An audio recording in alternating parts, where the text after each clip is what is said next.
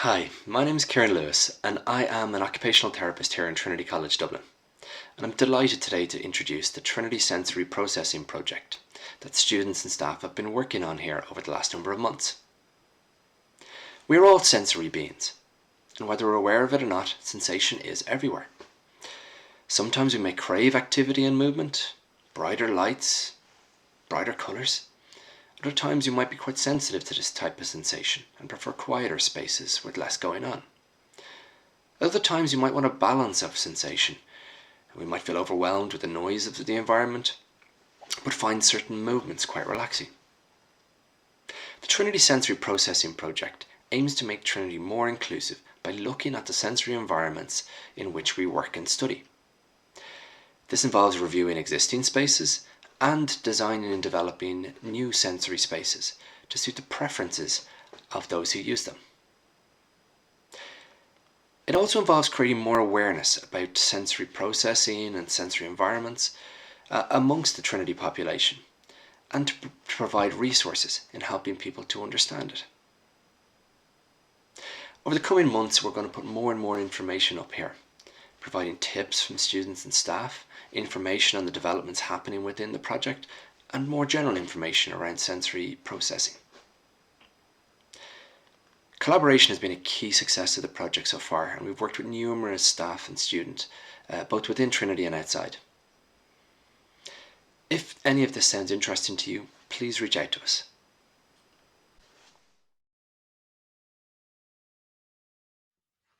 Hello, my name is Jessica K Doyle and I am a Sensory Processing Project Officer on TCD's Sensory Processing Project, TCDSense.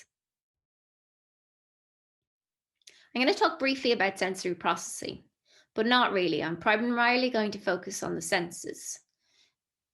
We are all sensory beings. We all have our own unique sensory system and sensory profile that can change depending on internal feelings, energy, mood, time, environment, mechanisms or ways of perception, and processing styles.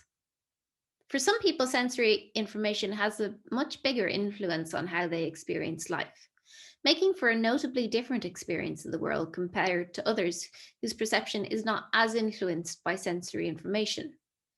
However, sensory information does affect all of us every day in different ways, from how we learn, how we interact, how we perceive, how we feel, how we sleep. Our senses play a role in everything we do. Many of us just may not be aware of it. Okay, now I'm going to introduce our 8 senses. The auditory system is responsible for hearing and detecting sounds, sound frequency, sound language, and interpreting language. The visual system is responsible for seeing and detecting objects, shapes, colors, orientation, and motion. The tactile system helps us process touch sensations from the body and detect light touch, deep pressure, texture, temperature, vibration, and pain. The proprioceptive system is responsible for sensing position, location, orientation, and movement of body muscles and joints, detecting where our body parts are in space relative to other parts, and how much effort we use to move our body parts. The vestibular system senses our balance and orientation in space. It informs us about the movement, rotation, and position of our head relative to gravity. It influences our posture, head and eye movement, and breathing. The olfactory system is responsible for processing smell and detecting different odors, discriminating between odors and determining the importance of odors, and signaling to the brain about their significance. Smell is also very closely linked to memories, and often people have specific smells that can bring back specific memories or the sense of specific memories. The gustatory system is responsible for our sense of taste and detecting safe and harmful foods, and signaling when we need hydration. Interoception is still somewhat of a new sense to be identified, so there's still lots of exploration to be done on how it fits in with all the rest of the senses.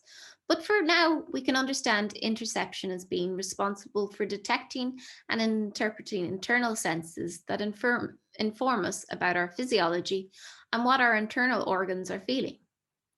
Interoception reports what is going on inside our bodies, detecting hunger, thirst, tiredness, nausea, heart rate, breathing, and other bodily sensations.